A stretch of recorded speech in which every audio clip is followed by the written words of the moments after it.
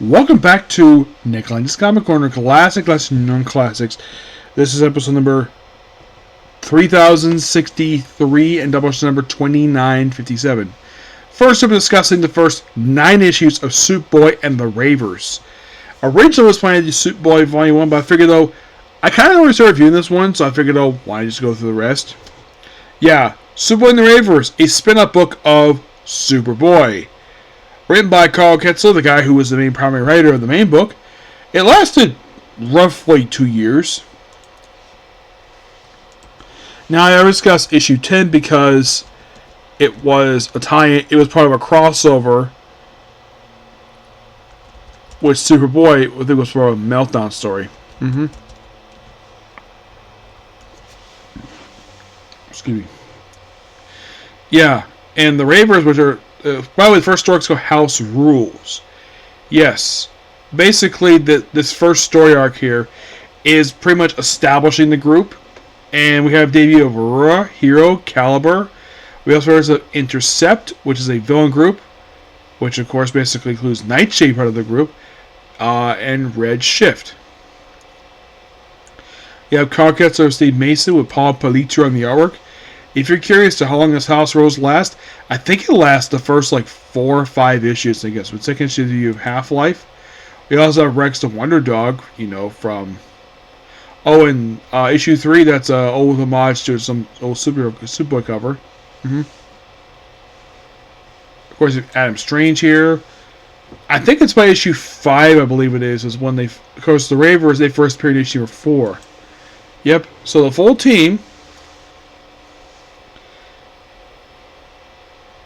So, the team is comprised, of course, led by Superboy. You have Aurora, Half-Life, Hard Rock, Hero Cruz, Caliber II, Rex the Wonder Dog, and Superboy.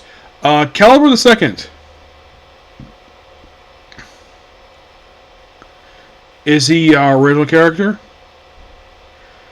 Well, he may be the second one, but they actually had, in case you're curious, who was the first one? Well, he was a character associated originally with the Suicide Squad, the original one. Half-Life. It's a guy who literally is like Half-Life, but it was a teenager from the 50s who, he's a character in this book. Rex the Wonder Dog.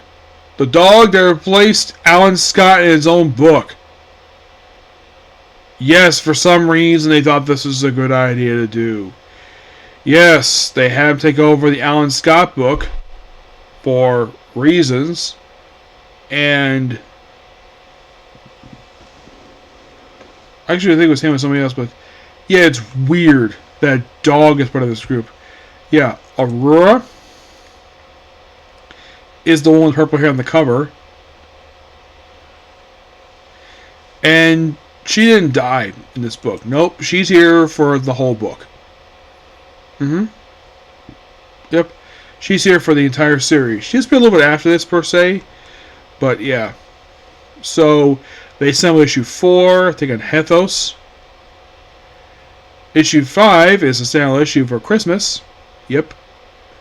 Issue 6 through 9 is the road trip issue. Well, first you have Truth or Dare. Well, it looks like they got Icicle. I think that's Sparks. Yeah, that's Sparks. Who is a new blood. Yes, she's a new blood. Yeah, character first appeared in Avengers Superman and number 3. Yeah, character she debuted part of this. And they decided to have her just become part of this book here. Yep. I think issue 7 begins the road trip issues. Yeah, road trip. It lasted for 3 issues. The first issue, we have a guest appearance by Impulse. Yes. Because, of course, we got to support basically the other books. Second issue, it's got Gardner. Yep. Plus, basically, we have a backup story on this one. Yes. Where it's drawn by Joe Harrow. It is mostly put focus on Half-Life, taking on freaking Two-Face. And Camp Batman. Even thinking, we have Batman next issue? Nope, they go to Metropolis. What do they do with Superman Blue?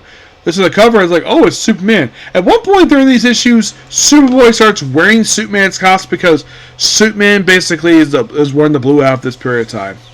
Yeah. And they say, oh, next issue the road trip is over. Well, that's because basically issue 10 was a part of a crossover with Meltdown. Yep, they decided to have it where this issue had to be part of this. It's like, for some strange reason, I'm not sure why, they decided to have one issue of this book part of a start be tied in with a storyline from Superboy. Probably because basically that,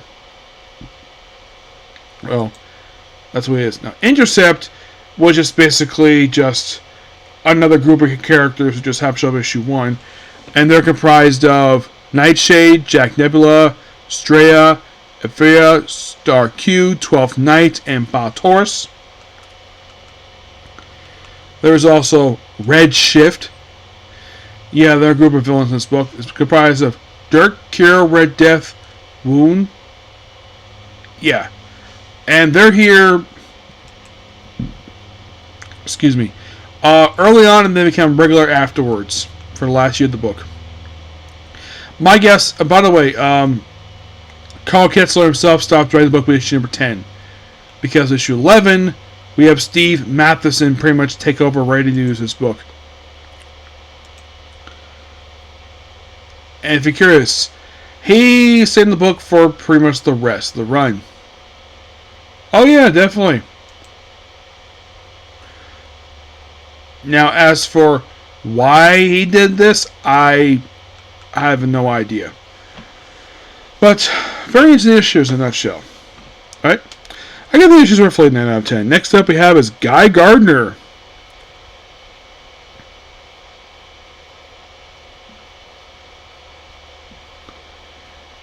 Where I should point out the first 80 issues written by Gerald Jones, who was writing Green Lantern at this point in time. But he didn't write 7 8, that was done by somebody else. And by issue 11, we have Chuck Dix take over the book. We're not doing issue 11 here, we're just doing the first 10 issues. Because it's this guy, well, Guy himself basically is on his own. He got his own solo book now. He's fighting criminals, fighting Goldface. At the end of the first issue, basically his ring stops working because he doesn't know how to charge it. He took it from a dead corpse. Took it from freaking Sinestro. And during the book also, he gets confronted with Lobo, which Lobo says that's supposed to be his ring, not his. And of course, they had this weird thing in the panels where it's like we have the homage. I think it was just like International number 15, 16, where like, oh, let's have Guy grab him by the collar, and then the other one basically where Lobo's grabbing him. We have to homage that for some reason, because why not? And according to Kevin Maguire, he did it on purpose. Yeah.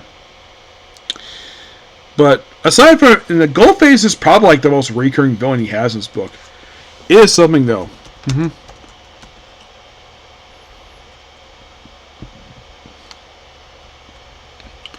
If you're curious how long this book lasted for, well, under the name Guy Gardner, it was only like this the first 16 issues before changing to Guy Gardner Warrior, and is like this now. He also basically stops seeing Ice. He starts hanging out with this guy called, well, he starts to have his new publicist named Bucky Sharp, who's only here for the Joe Jones issues. Once Joe Jones leaves the book, he's done.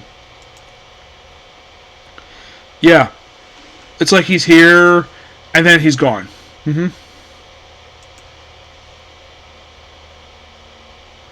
He fights Thum.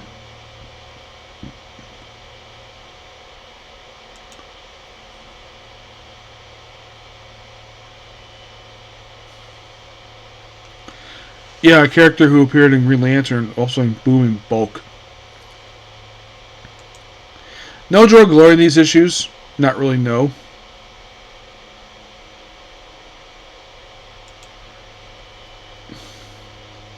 Of course, they did with Legion a little bit, and of course, basically, you have Guy going to Space issue 3, and later on, he basically fights Lobo, I think in issue number, well, Goldface, he becomes basically a recurring villain in this book. Yeah. Yes, very briefly. He's only here from issue 4, and then he's here to issue 8, and he comes back for when it was known as Gardner Warrior. Yep. Interesting though, they have Guy fighting for like several straight issues before he left. Oh, in case you're curious though, by the way, you have Will Jacobs basically jumping to cover dudes issue 5, and it made this for a while. He also comes fight with Hal Jordan. There's a reference here to Green Lantern 25, where Guy has a rematch, and the whole thing in these issues is that for issues 6 through 8, it's just Guy in Las Vegas for a few issues. Gambling. And also, Hal's little friend Thomas, basically, I know he's originally called Pie Face, but yeah, Tom is basically here. And by issue number 10, issue 8, this is when Guy has a rematch, as basically starts fighting Lobo. Yep, and Bucky Sharp, yeah, he gets pretty much basically, like, he's gone from the book. And for the next couple issues, he deals with Bukida. Yes, Bukida, a character who debuted in the main Green Lantern book prior to this one, and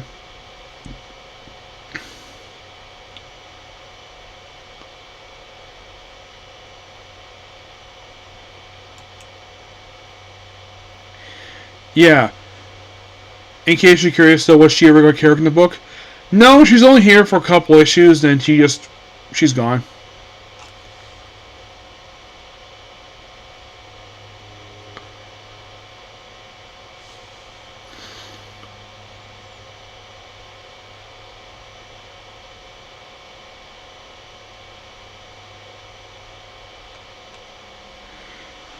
Yeah, and of course we did with Orphidians. Yeah, the snake-like creatures, which look like they're partially based upon the creatures from He-Man, Thundercats. And they're only here for a couple issues, and then they, for some reason, have these creatures pop up in a couple episodes of Justice League, the two-parter Eclipsed. But you would think, oh, was Eclipsed on these episodes? No. It's mostly with Heart of Darkness. Yeah, and then by issue 10, by the way, Joe Staten has been artist of this book for quite a while. And after issue 10, Bukida stops appearing in the book.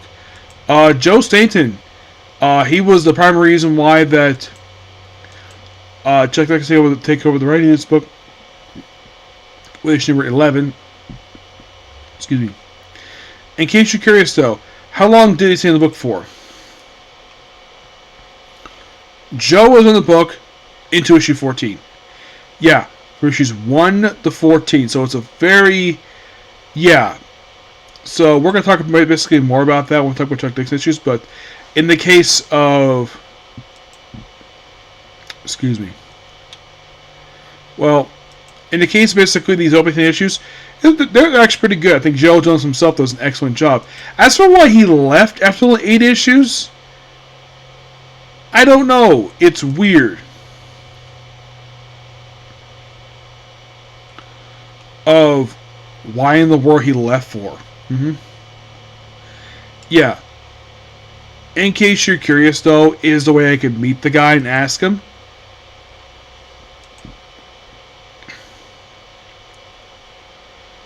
I can't. Well, he was charged anything that the creator of Rashir Kent was charged with. Possession of child porn.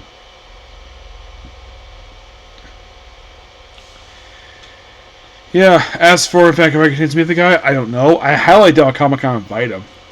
But one thing I would ask him is, why did he leave Guy Gardner with only 8 issues? I mean, his issue he wrote really good. Will Jacobs did an excellent job, too. But now, of course, we have to contend with Chuck Dixon in the book. And his run was very short. And I'll discuss it next time of why his run was so short for this book. Because he actually is explaining his reasoning why he left the book after a short period of time. We'll get to that next episode, next time.